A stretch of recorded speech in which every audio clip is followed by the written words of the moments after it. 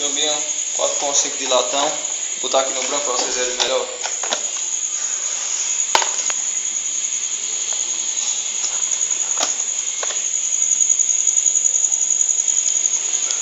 É com esse chumbinho que eu vou acertar naquela caixa de madeira. Vamos testar a potência do chumbinho. Esse chumbinho vai dar Tecnogun, calibre 4.5. Aquela caixa de madeira que nós vamos acertar nela.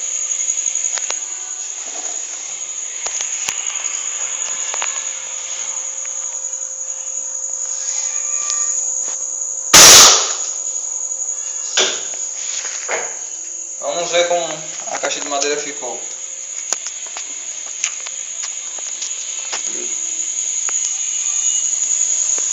No tiro de entrada ficou um furo. Levanta a tampa. Levanta. Vocês podem ver outro furo lá atrás, no fundo dela. Vamos ver atrás. Uou! Fez um barulho lá. Vamos aqui afastar um pouco. Esse é um dos chumbinhos da Tecnoguns. Chumbinho de perfuração, bem da latão, pesa 0,5 gramas. Vamos a mais um tiro para ver. Agora quem vai atirar é o atirador Max.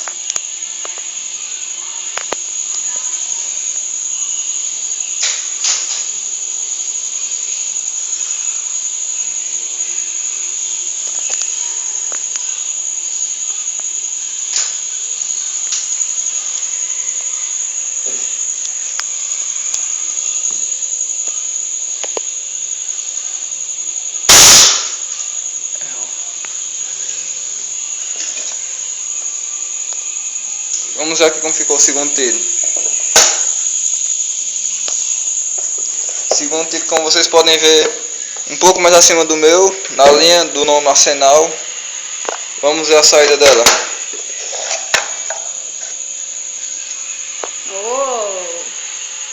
E atrás? É isso aí, galera.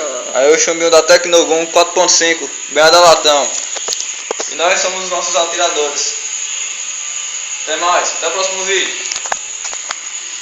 Jurassic Heroes, Jurassic Heroes, Jurassic Heroes, Jurassic Heroes,